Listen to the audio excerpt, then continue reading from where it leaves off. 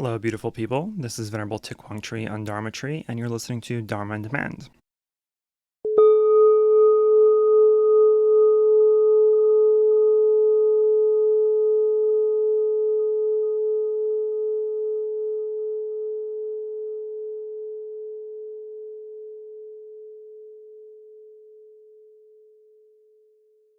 So we are finishing up, finally, the eighth of the Eightfold Path, which is right concentration, Samyak Samadhi. So the practice of right concentration is to essentially cultivate a mind that is one-pointed. And there are two kinds of concentration here. The first is active and selective. So in active concentration, the mind dwells on whatever is happening in the present moment, even as it changes. So whatever comes, whatever arises as when you're meditating and active, you are concentrating the mind on that specifically. So when we practice this active concentration, we welcome whatever comes along. We don't think about or want anything else. We just dwell in the present moment with all our being. So whatever comes, it comes. Whatever happens, happens. When the object of our concentration has passed, then our mind will remain clear, pretty much just like a calm lake. And then when we practice selective concentration, we choose one object and hold on to it. So when we are practicing sitting or walking meditation, we know there are animals or people around, but our attention is focused on our object. We concentrate to make ourselves deeply present. So when we walk, we stand, or sit in concentration, people can see our stability and stillness. So living each moment deeply, so in sustained concentration, comes naturally. And that, in turn, will give rise to insight or wisdom. So concentration is not attained all at once, but it does develop in stages. So one must have to have proper instruction for sitting meditation, how to use their object of meditation. Then we can focus the mind on the object and try to keep it there, fixed and alert. If the mind strays, then we will notice this quickly. We will catch it and we'll bring it back gently but firmly to the object of our meditation. And doing this over and over will, as often as we can or as often as necessary. This initial stage is called preliminary concentration. And at the object, the preliminary sign. So once the initial excitement subsides and the mind begins to settle into the practice, the five hindrances are likely to arise, and they'll be bubbling up from the depths of our mind. So sometimes they appear as thoughts, sometimes as images, sometimes as obsessive emotions, or surges of desire, anger and resentment, heaviness of the mind, agitation, doubt. The hindrances pose a formidable barrier that, with patience and sustained effort, they can be overcome. So, to conquer them, the meditator will have to be pretty skillful and know which meditations are needed to be practiced to oppose the hindrances. Because each of the five hindrances does have an antidote meditation practice, and that is what we have to apply in order to overcome the hindrances. And then as we continue striving already on the path of concentration, then our exertion activates the five mental factors, which come to our aid. And these factors are intermentally present in ordinary, undirected consciousness, but they lack a unifying bond and thus don't really play any special role. However, when activated by the work of meditation, these five factors pick up power. They link up with one another and steer the mind toward samadhi, which they will govern as the jhana factors, right? The factors of absorption. As stated in their usual order, the five are initial application of mind, sustained application of mind, rapture, happiness, and one-pointedness. So initial application of mind does the work of directing the mind to the object, while sustained application of mind anchors the mind on the object, keeping it there through the function of examination. So to clarify the difference between these two factors, initial application is compared to the striking of a bell where sustained application to the bell's reverberations. And then rapture, the third factor, is deep um, is a deep delight and joy that accompany a favorable interest in the object. While happiness, on the other hand, the fourth factor, is the pleasant feeling that accompanies successful concentration. So the difference between rapture and happiness is illustrated by comparing rapture to the joy of a weary desert farer who sees an oasis in the distance, and happiness to his pleasure when drinking from the pond and resting in the shade. And the fifth and final factor of absorption is one-pointedness, which has the pivotal function of unifying the mind on the object of meditation. So when concentration is developed, these five factors spring up and they counteract the five hindrances. Again, so each absorption factor opposes a particular hindrance. So initial application of mind through its work of lifting the mind up to the object counters dullness and drowsiness. Sustained application, by anchoring the mind on the object, drives away doubt. Rapture shuts out ill will, happiness excludes restlessness and worry, and one-pointedness counters sensual desire. Thus, with the strengthening of the absorption factors, the hindrances fade out and subside. They are not yet eradicated totally, but eradication can only be effected by wisdom or by insight. But they have been reduced to a state of dormancy where they cannot disrupt the forward movement of concentration. So they may be there and they'll be dormant in the background, but they won't come to the foreground of your meditation and take over the session. So with continued practice, though, the hindrances will start to be overpowered by the jhana factors. And so when the five absorption factors have suppressed the five hindrances, the mind enters the stage of concentration called upakara samadhi, or axis concentration. Here, in axis concentration, the mind is drawing close to absorption. It's drawing close to the jhana factors. So it has entered the neighborhood of absorption, but more work is still needed for it to become fully immersed in the object, which is the defining mark of absorption, of jhana. With further practice, though, the factors of concentration gain in strength and bring the mind to absorption, apana samadhi. So in axis concentration, the jhana factors are present, but they lack strength and steadiness. Thus, the mind in this stage is compared to a child who has just learned to walk, for instance, right? He takes a few steps, falls down, gets up, falls some more, and again falls down. But the mind in absorption is like a man who wants to walk, right? He just gets up and walks straight ahead without any hesitation. There's no falling, there's no wondering if you can do it. We just get up and walk. So concentration in the stage of absorption is divided into 8 levels, each marked by greater depth, purity, and subtlety than its predecessor. So the first 4 form a set called the 4 jhanas, meditative absorption. The second 4 also form a set, the 4 immaterial or formless states, arupa dhatu. The 8 have to be attained in progressive order. The achievement of any later level is dependent on the mastery of the immediately preceding level or stage.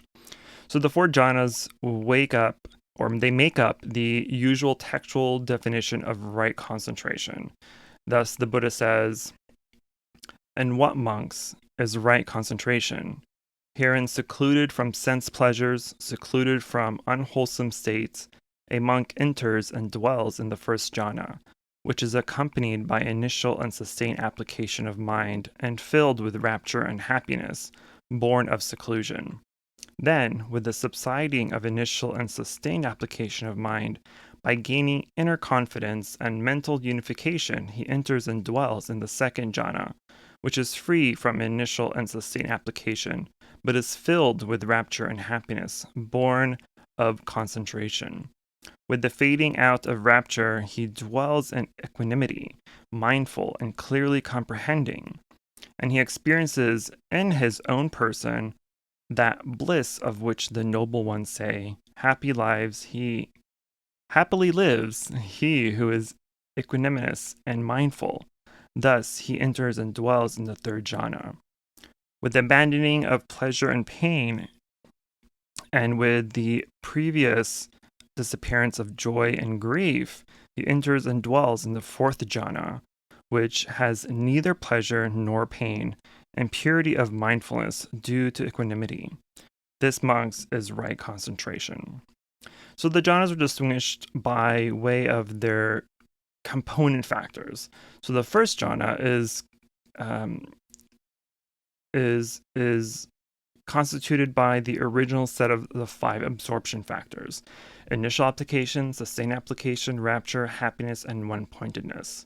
And then after training the first jhana, the meditator is advised to master it.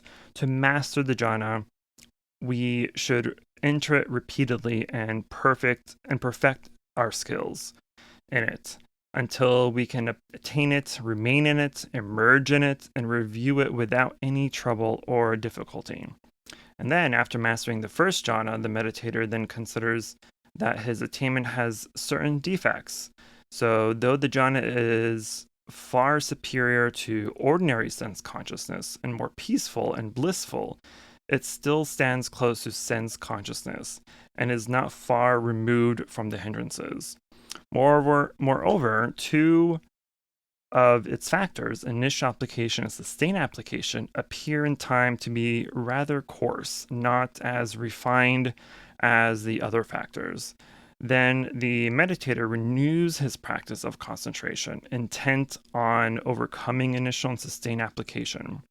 When his faculties mature, though, these two factors subside and he enters the second jhana. This jhana only contains 3 component factors: rapture, happiness, and one-pointedness. It also contains a multiplicity of other constituents, the most prominent of which is confidence in mind. In the second jhana, the mind becomes more tranquil and more thoroughly unified, but when mastered, even this state seems gross as it includes rapture, an exhilarating factor that inclines to excitation.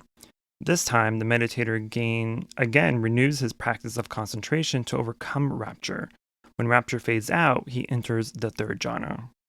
Here there are only 2 absorption factors: happiness and one-pointedness. While some other auxiliary states come into ascendancy, most notably mindfulness and clear comprehension and equanimity. But still, the meditator sees this attainment is defective and that it contains the feeling of happiness, which is gross compared to neutral feelings or feeling that it is neither pleasant nor painful. Thus, he strives to get beyond even the sublime happiness of the third jhana. When he succeeds, he enters the fourth jhana, which is defined by 2 factors: one-pointedness and neutral feeling, and has a special purity of mindfulness due to the high level of equanimity. So there are 9 levels of meditative concentration. The first 4 are the 4 dhyanas, or the 4 jhanas, that we just discussed, and these are the concentrations on the form realm. The next 5 belong to the formless realm. The form realm is rupadhatu, and then the formless realm is arupadhatu. So when practicing the first jhana, you still think, and at the other 8 levels, thinking gives way to other energies that arise. So the formless states are levels of absorption in which the mind transcends even the subtlest perception of visualized images, still sometimes persisting in the jhanas. The formless or immaterial states are attained not by refining mental factors, as are the jhanas, but by refining objects, by replacing a relatively gross object with a subtler one. So the 4 attainments are named after their respective objects: infinite space, infinite consciousness, nothingness, and neither perception nor non-perception. So the object of the 5th level of concentration is infinite space. When we begin to practice this concentration, everything seems to be space. But as we practice more deeply, we see that space is composed of and exists only in non-space elements. like earth, water, fire, air, and consciousness, because space is only one of the 6 elements that make up all material things. We know space does not have a separate, independent existence. Nothing has a separate self, so space and everything else inter-are. The object of the 6th level of concentration is infinite consciousness. At first, we see only consciousness, but then we see that consciousness is also earth, water, fire, air, and space. What is true of space is also true of consciousness. Then the object of the 7th level of concentration is infinite nothingness. With normal perception, we see flowers, fruits, tables, and chairs, and we think they exist separately of one another. But when we look more deeply, we see that the fruit is in the flower, and that the flower, the cloud, and the earth are the fruit, right? We go beyond outward appearances or signs and come to signlessness. The 8th level of concentration is that of neither perception nor non perception. So we recognize that everything is produced by our perceptions, which are, at least in part, erroneous. Therefore, we see that we can't really rely on our old way of perceiving, and we want to be in direct touch with reality. We can't stop perceiving altogether, but at least now we know that perception is perception of a sign. Since we no longer believe in the reality of signs, our perception becomes wisdom. We go beyond signs, no perception, but we don't become perceptionless, no non perception. So the 9th level of concentration is called cessation. Cessation here means the cessation of ignorance in our feelings and perceptions, not the cessation of feelings and perceptions. From this concentration is born insight, wisdom. As soon as we see with our eyes and hear with our ears, we open ourselves to suffering. So in the world of non-perception, the seventh and eighth consciousness continue to function as usual, and our ignorance and internal formations remain intact in our stored consciousness, and they manifest in the 7th consciousness. The 7th consciousness is the energy of delusion that creates the belief in a self and distinguishes self from the other. Since the non-perception concentration does not transform our habit energies, when people emerge from that concentration, their suffering is intact. But when the meditator reaches the 9th level of concentration, the stage of Arhat, the manas, or the consciousnesses, is transformed, and the internal formations in the stored consciousness are purified. So the greatest internal formation is ignorance of the reality of impermanence and non-self. This ignorance gives rise to greed, hatred, confusion, pride, doubt, and views. So together, these afflictions produce a war of consciousness called manas, which always discriminates self from other. So when someone practices well, the 9th level of concentration shines light on the reality of things and transforms ignorance. The seas that used to cause you to be caught in self and non-self are transformed. Alaya is freed from the grip of the manas, and manas no longer has the function of making a self. So manas become the wisdom of equality that can see the inner being and interpenetrating nature of things. It can see that others' lives are as precious as our own, because there's no longer discrimination between self and other, and we are able to see the interconnectedness and interdependency of us with everything else around us as well. Thank you. Namo Shakyamuni Buddha.